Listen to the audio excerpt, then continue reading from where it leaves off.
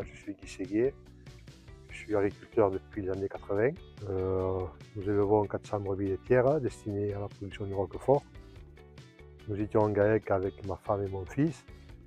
Nous avons cherché un repreneur pour assurer la suite de l'exploitation. Bonjour, Nathalie Jean-Jean. Donc moi, je suis en reconversion professionnelle, j'étais assistante commerciale, grande export. Voilà, donc j'ai cherché une exploitation où m'intégrer, voilà. Et donc je suis tombée sur l'annonce du GAEC de la Malou via le RDI, le répertoire de préinstallation. C'est le fait que mon fils ait décidé d'arrêter le métier d'agriculteur et de quitter l'exploitation. Bon, on était tous pratiquement polyvalents, quoi.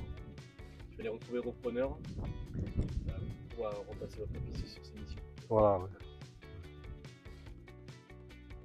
Alors ici, déjà le cadre paraissait agréable. Voilà. Et ensuite, la rencontre avec Guy et sa femme Claude qui était co-gérante avec Guy l'année dernière. La rencontre s'est faite à travers le RDI. Ouais. La première chose qui m'a un peu... c'est que je connaissais ses parents déjà. Je connaissais la famille Jean-Jean. Voilà. Déjà, pour moi, ça a été un peu un gage de sécurité. Voilà. C'est ce qui a permis peut-être un peu d'accélérer les choses.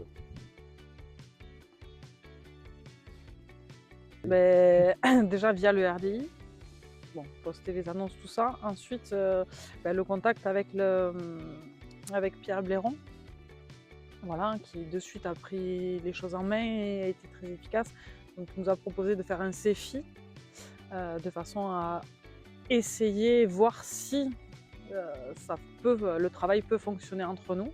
On a fait quand même 1 an de CEFI et puis après il y a tout l'accompagnement parce que moi je suis installée en jeune agricultrice, donc il y a toute l'équipe à côté technique, donc avec Michael Deslandes qui a monté le dossier technique, Isabelle Joulier-Bonnet qui a aidé aussi sur toute la partie montage du dossier, finance, tout ça. Encore de l'aide pour faire la demande de financement du GIA, Julien Malhomme la semaine. Enfin, on est toujours aidé par la Chambre d'agriculture. Dès qu'il y a besoin, il y a toujours quelqu'un qui va répondre favorablement. Et si la personne qu'on contacte ne peut pas, il y a quelqu'un à côté qui va pouvoir réorienter et aider. Il y a le CEFI. Le CEFI, 3 étapes. Il y a eu la rencontre avec Pierre. Après, il est venu, on a eu plusieurs rendez-vous, on a signé les contrats, tout ça. Puis il y a tout un suivi après, pendant le CEFI aussi. Oui. Parce qu'il est toujours présent s'il y a besoin. Il est venu plusieurs fois, je ne sais pas combien de fois il est venu, 2 ou 3 fois. Voir si tout se passait bien. Enfin, il y a un contact permanent en fait avec la Chambre. Aujourd'hui, moi je suis associée à 40% depuis le 1er janvier 2025 et Guy à 60%. Donc bon, une part de travail, il y a encore des apprentissages à faire.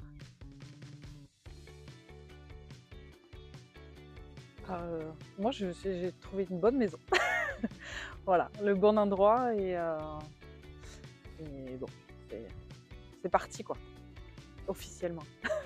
Pour moi, je ne suis pas très bien, quoi. Il y a une phase d'apprentissage qui sera plus ou moins longue, mais enfin... Voilà, disons que jusqu'il y a 2 ans, voilà, le tracteur je ne connaissais pas du tout, donc il faut...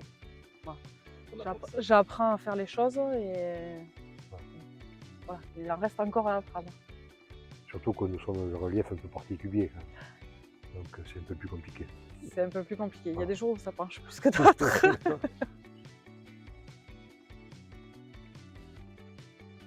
Voilà, de contacter la Chambre d'agriculture. Il ne faut pas hésiter, je crois. C'est une bonne expérience. Ça permet aussi de ne pas se lancer dans l'inconnu et pas tout seul, surtout. Voilà. Et puis je pense qu'il ne faut pas se décourager si ça ne marche pas avec une personne. Il ne faut pas hésiter à recommencer avec une autre.